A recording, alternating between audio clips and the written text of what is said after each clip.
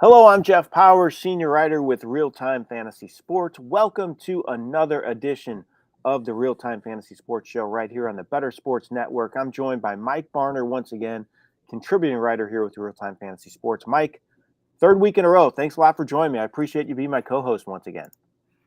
My pleasure. Looking forward to talking some more fantasy football today. Season's coming up quick. Let's do it. Yeah, let's get into the topic we're going to talk about. So I thought it'd be good this weekend and next weekend. I feel the biggest draft weekends of the year, especially for all of you in your home leagues. So if you're getting ready to draft this weekend, Mike and I are going to get you ready. We're going to talk draft prep. So not so much going over specific players, but we're going to talk about strategy for drafting. How do you prepare for a draft? What to look for during the draft? What not to do during the draft? Just thoughts on drafting this season as well. So we're going to hit on all the drafting topics, getting ready for your leagues this weekend and next. So, Mike, it should be a lot of fun. There's definitely a lot to talk about when it comes to draft prep, for sure. Yeah, it's going to be hard to keep this under 30 minutes, but I'll try my best not to ramble too much. Yeah, for sure. And we got another giveaway this week, and it's a good one. We're giving away an entry into the RealTime Fantasy Sports Championship. That's the biggest contest on our site at rtsports.com. $500,000 is the grand prize for the RealTime Fantasy Sports Championship. Leagues are drafting live and even slow drafting every day until the contest sells out. It's $1,600 in league prizes as well. So it's not just an overall prize. You can win in your league too. And this prize is valued at $300. You must be a legal U.S. resident at least 18 years of age to win. And you can also get an exclusive offer, a 100% deposit match up to $200 right now. Go to rtsports.com/alarm and use the promo code alarm23. You want to take advantage of that if you're new to the site. So it's a 100% deposit match up to $200. Again, go to rtsports.com/alarm. Use the promo code alarm23. Again, please play responsibly. Call 1-800-GAMBLER for any help. Also, you're going to be able to be eligible if you have not won this contest in the last 30 days. So we'll do that giveaway a little later, Mike, but we have all sorts of leagues going off at RealTime Fantasy Sports right now. I mean, you name it, different price points, different options, whatever you want to do, go to rtsports.com. Drafts going off around the clock as well. How about you, Mike? You in a lot of drafts at this point of the season?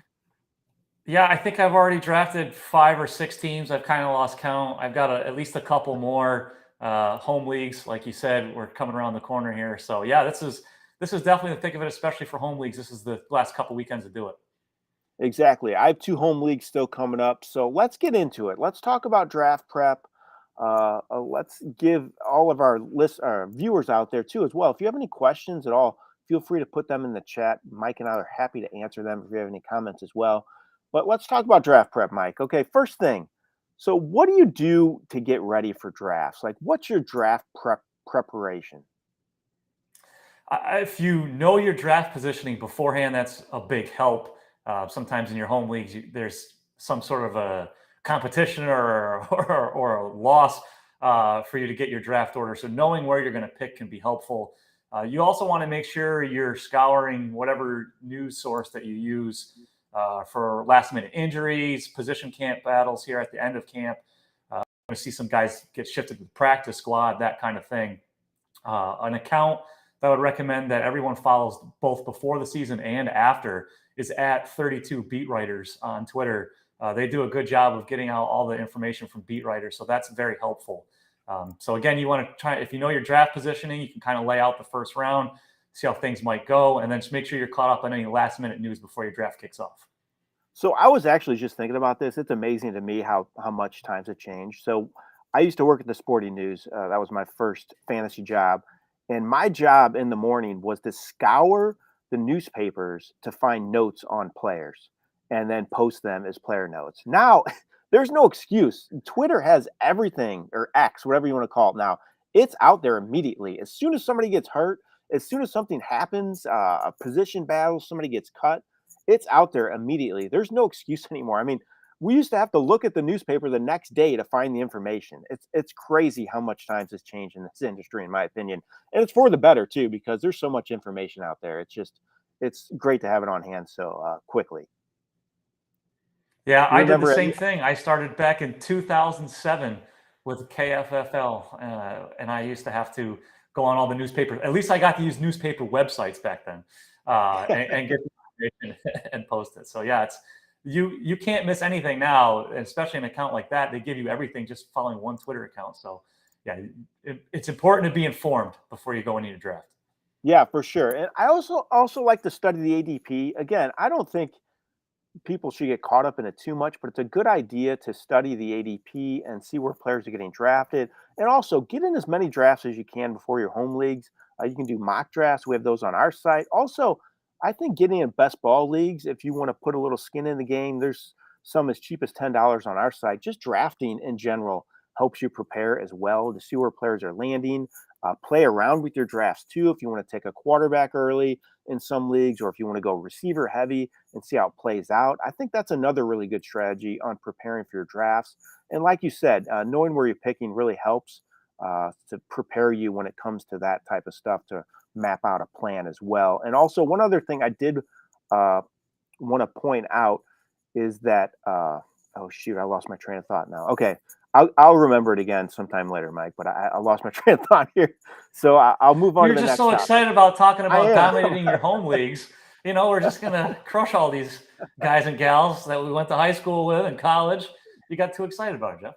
Exactly, I did. So let's talk about things to be aware of during the draft. So things that are happening in the draft, things you should be cognizant of. How about you want to throw a few things out there for us, Mike? Yeah. So one thing we talked about is bye weeks.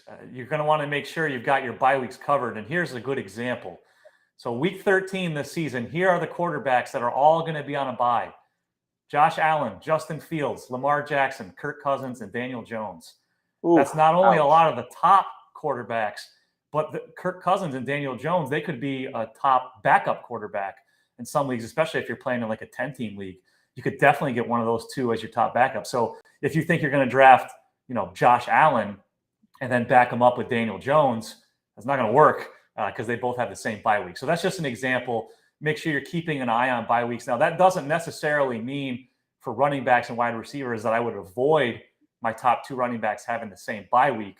I would try to, but if there's two guys that you're set on, they have the same bye week, just make sure you have some reinforcements to cover that 1 week. And you might just have to consider that week a loss.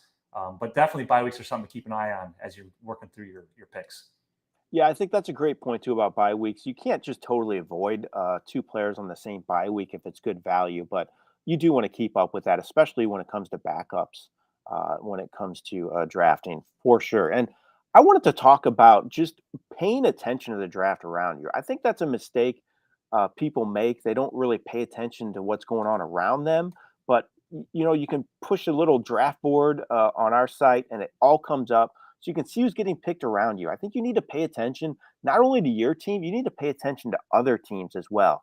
It's very important to know if you have the eighth pick or ninth pick and somebody's picking behind you and they have two quarterbacks already on their roster and you haven't picked a quarterback yet, go ahead and wait. You can wait another round or two before you pick them. So you need to be aware of what's going on around you as well as, keeping track of those bye weeks. Mike, I want to ask you about runs too. So how do you handle runs in drafts? So, four tight ends go off the board in the fifth round. You're up to pick. What do you do?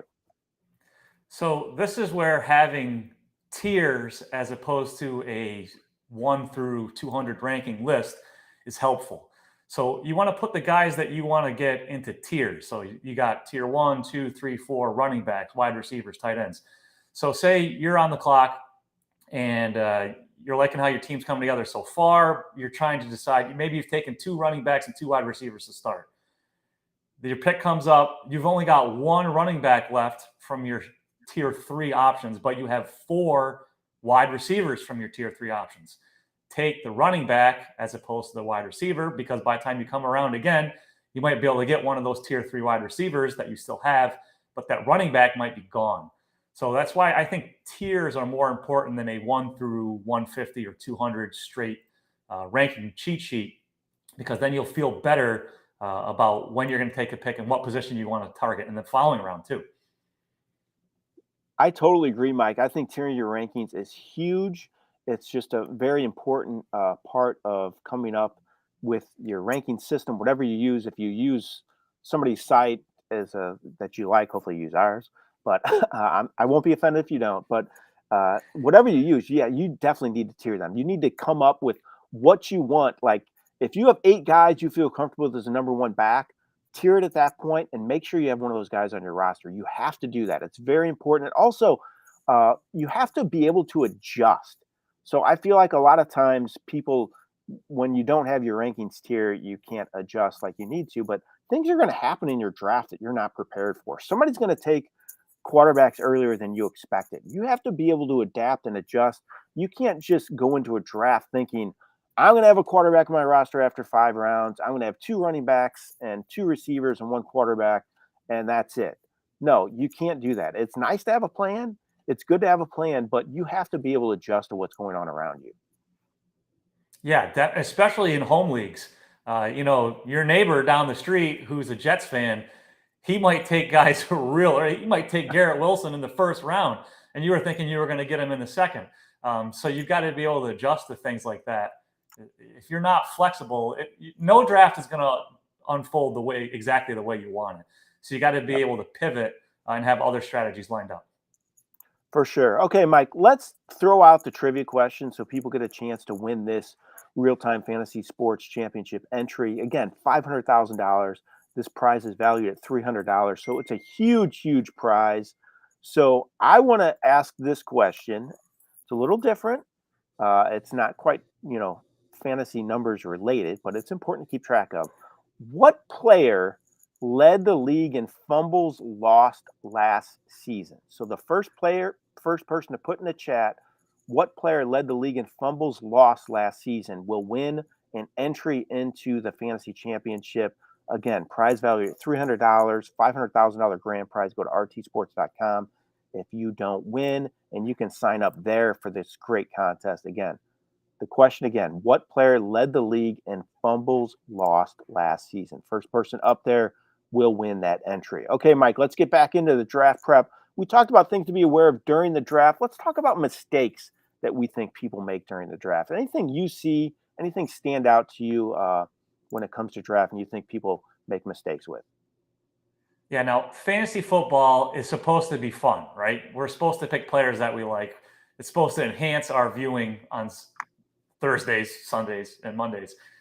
But do it with a grain of salt here. You can't take Daniel Jones in the 3rd round because you're a Giants fan and you want him on your team.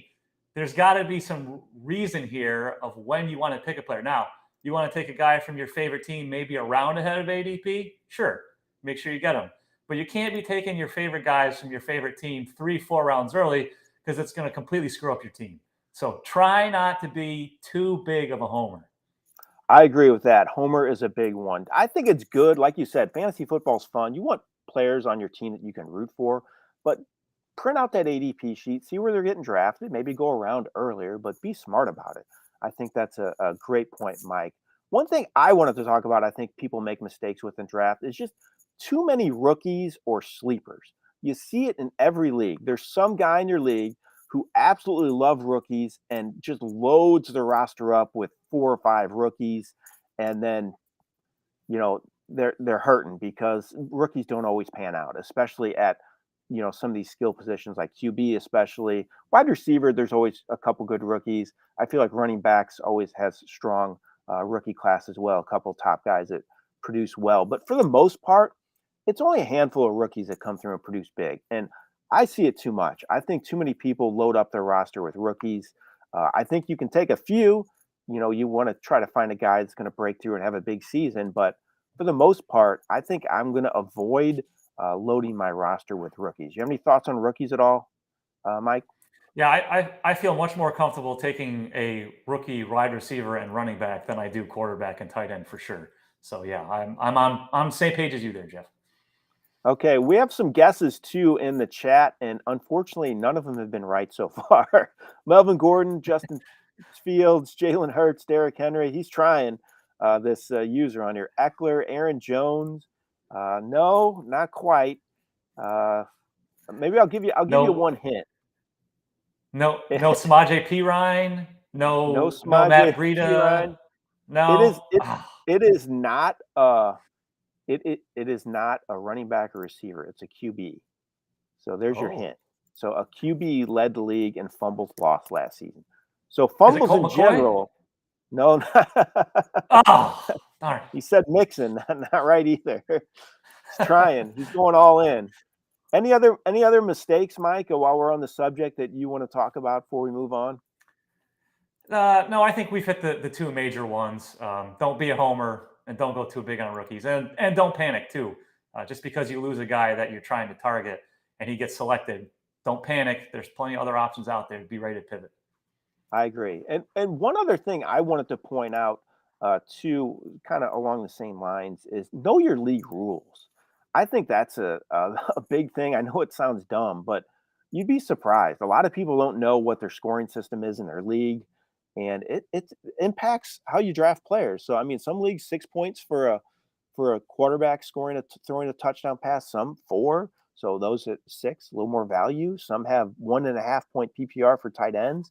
Just know your league scoring. It's very important to know it inside and out. A lot of you have been in leagues for a lot of years, your home league, so you know it pretty well. But for the most part, I think you need to have a good uh, grasp of your scoring system. The user is the one person messaging, still throwing them out there, still doesn't have it yet. A lot of No, good guesses what though. Ryan is that? Is that Matt Ryan? Is that Ryan Tannehill? Yeah, that's true. Can I There are get a lot of Ryans where are we out going there. here? Josh Allen. It could be Allen Robinson. It could be I don't know. Gotta be specific. You're getting close though. Maybe you're coming up. I might have to give some more hints coming up, but we'll see. Hopefully he figures it out or someone figures it out. Again, what player led the league in fumbles lost last season? Okay, Mike. Let's talk about this year now. So, your thoughts on drafting for this season? Anything standing out right now? Any trends? Anything you're seeing that you want to talk about? Yeah, so we were kind of talking about what to do with quarterbacks, and as I've been doing drafts, I think what I want to do, I'm feeling this way more and more, is if I don't get Mahomes, Allen, or Hurts, those are the guys I'm targeting. If I don't get them, then my plan is to go with either Justin Fields in a 4 point passing TD league or Burrow and Herbert in a 6 point passing. So to give you an example of that, I just had a draft. It's a RotoWire Invitational. It's a staff league that we do. It's 4 points per passing TD and a 0.5 point PPR. So I had the eighth pick. Started out with Tyreek Hill. I grabbed Tony Pollard in the second round. By the time my third round pick had come up, Mahomes, Allen, and Hurts were all gone. Hurts was the last one to go. He went at the first pick in the third round. So I took a wide receiver. I took Keenan Allen in the third round, and then I went with Fields with the fifth pick in the fourth round. And I love how that team came out. There's plenty of other running backs and wide receivers. I had already gotten a couple wide receivers and my top running back, and then you get a guy in a 4 point passing TD with Fields who gives you a tremendously high floor. So I think if you miss out on one of those top three guys, I think that next tier of quarterbacks, I want to make sure I don't miss on those. If I do, then I'm going all the way, and I'm going to go with Kirk Cousins or Daniel Jones very late in the draft. I like it, Mike. We have a winner. We finally have the correct guess. Trevor Lawrence led the league in fumbles last year. Hey. He had 9, and the next closest was 5. So he kind of dominated. So Trevor Lawrence wins. Trevor Lawrence is the correct answer, and this user OFace20 he wins the prize. If you could email contests@bettersportsnetwork.com, and we will get you your prize. So congratulations, and put that to good use in the fantasy championship. Again, that's a great value, $300, great contest. So Trevor Lawrence led the league in fumbles. All right, Mike, I'm going to tell you a few draft thoughts before we move on here real quick, though. So you talked about QB, and the price of QBs has gone up, in my opinion. It's pushed up this year. If you want to get one of these elite QBs, you got to act earlier than normal. I think because of last year, so many guys had huge seasons like Josh Allen and Patrick Mahomes and Jalen Hurts. If you want one of these guys, you better act in the first 3 rounds. You're not going to get them. A lot of times you got to go in the second round. So that's one thing I noticed, QBs going earlier. And also, I feel like strategies are all over the map and working as well. So, you can take 3 receivers to start the draft and still come up with a pretty good team. You can take 2 running backs to start the draft. I thought it could be uh, more of a receiver heavy early in drafts this year with the way things have trended recently, but I'm still seeing a lot of different strategies, and I feel like a lot of them are working because I feel like receivers really deep this year, so you can still get some good value late. I also feel like some of the elite guys are just amazing, and if you take a couple of those guys early, you can still find good value late with a running back like an Alexander Madison or something like that. So I think a lot of different strategies are working this year, and it's been intriguing to watch, and I'm kind of interested to see how it plays out this year. Let's hit on the positions now, Mike. Let's talk about drafting a QB. You kind of went into it. What's your strategy for drafting a QB this year? Yeah, like I said, if I miss out on one of those top 3 guys, that second tier, Fields, Herbert, and Burrow are guys I want to target. And if not, wait all the way. Go Kirk Cousins, go Daniel Jones. Those guys can still be good. Don't try and take both and stream them because they have the same bye week. Don't forget we talked about that. But Yeah. that's how I'm attacking the position.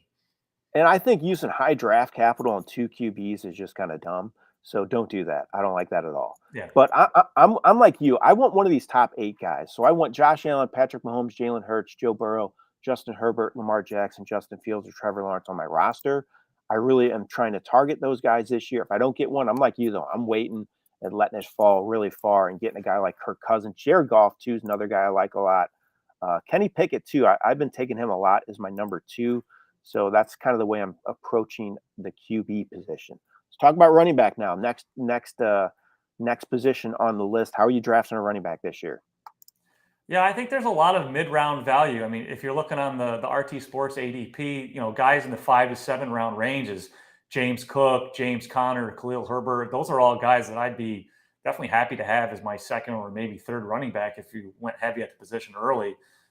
In my drafts on other softwares, I've been able to get guys like Alexander Madison, Damian Pierce in the 5 to 6 round range. So I think the position is pretty deep. We haven't even touched on a guy like Cam Akers. So if you want to go wide receiver heavy early, or if you want to take that QB in the second or third round, I still think there's plenty of value at running back for later in the draft.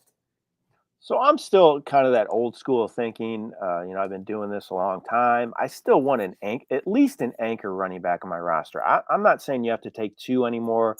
Like it used to be, you had to take 2 running backs for the first 2 picks. That's what everybody did. But I'm okay with pivoting with that and not doing that. But I still want an anchor on my roster. That doesn't mean I have to take it in the first round. But if I can get a Tony Pollard on the way back in the second round, if I take an elite receiver in the first, I just want to make sure I have one of those guys I can really count on. But like you said, there's good value later in drafts too. And a guy I'm really high on is Damian Pierce. I feel like people are just kind of sleeping on him a little bit. I think they're going to run the ball a lot.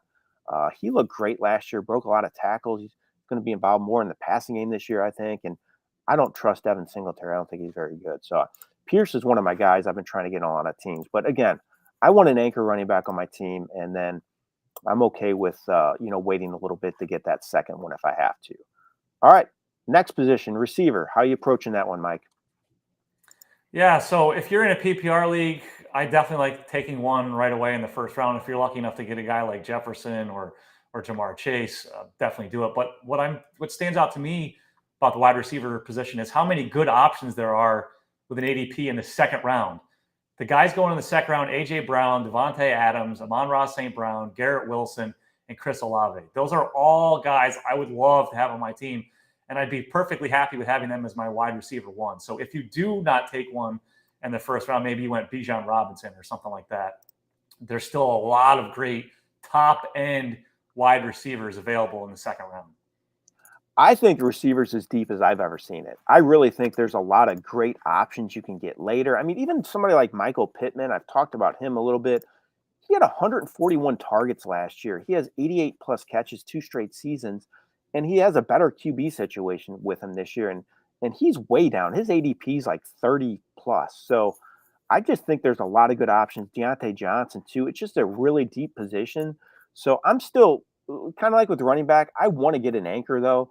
Like you said, if you can do it in the second round, that's totally fine. If you want to do it at the end of the first, that's fine, too. But I just want to make sure I at least have an anchor. And then I might wait a little bit on that position, especially if I have to take a QB in the second or third round, because I want to get Hurts or Mahomes on my roster, and then wait a little bit. You can still get good value with Deontay Johnson, Chris Godwin. These are all guys you can get a lot later, and I still think are going to produce well and could end up being top 15 option.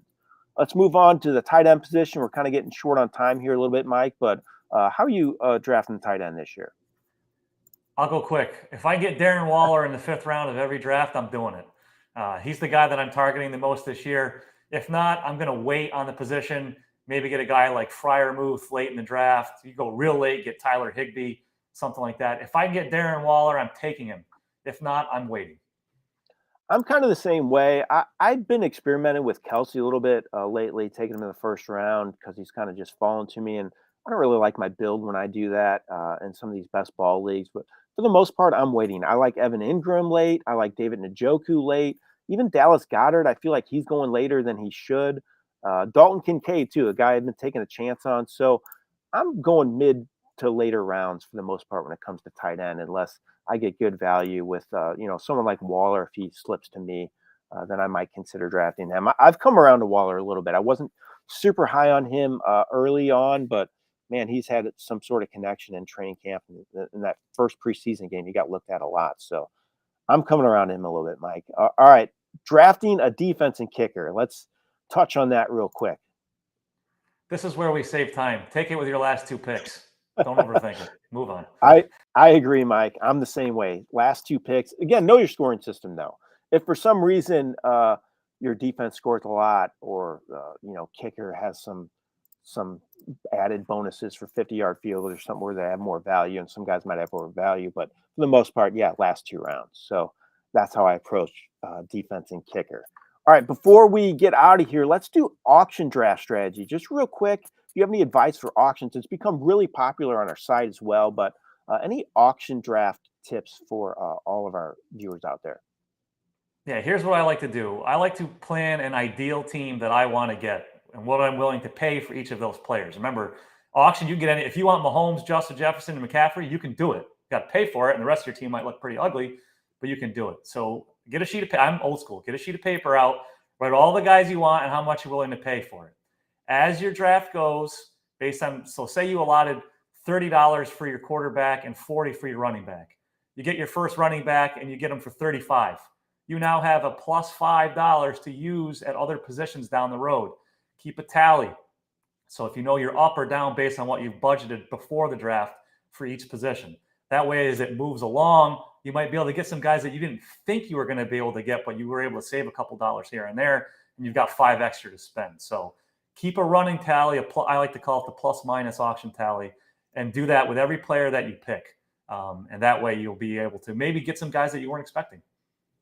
I do the exact same thing. And also, I think it's very important when it comes to auctions to tier your rankings as well, because I want to make sure I get, if I want a number 1 back, again, I want to get one of those top 7 guys, and when they start evaporating, leaving the draft boards, then I want to make sure I have one on my roster before that happens. So for sure, tiering your rankings when it comes to auction draft strategy, just make sure you want to get certain value with your auction draft for sure. So I think that's a huge thing to do, is make sure you tier your rankings and make sure you know what you have on your roster. So Mike, it's been a lot of fun talking about draft strategy. I think we really got people ready for their drafts coming up this weekend and next weekend. Again, if you want to draft here at RealTime Fantasy Sports, go to rtsports.com. All sorts of options on there. You can run your leagues on our site as well. We have a great commissioner product too. Mike, again, I really appreciate you joining me. It's been 3 weeks in a row. We got one more week with you next week too. Should be a lot of fun. I'm looking forward to it. Yeah, I'm the preseason guy here, so keep me locked in. I'm ready to go. Yeah, for sure. Next week, we're going to have on a guest too. We're going to have on Glenn Colton from Colton and the Wolfman, Sirius XM Fantasy Radio. He does a great job. We're going to talk football with him. So again, tune in next week. Appreciate Mike joining me, and I appreciate everybody watching out there. This has been Jeff Paur with RealTime Fantasy.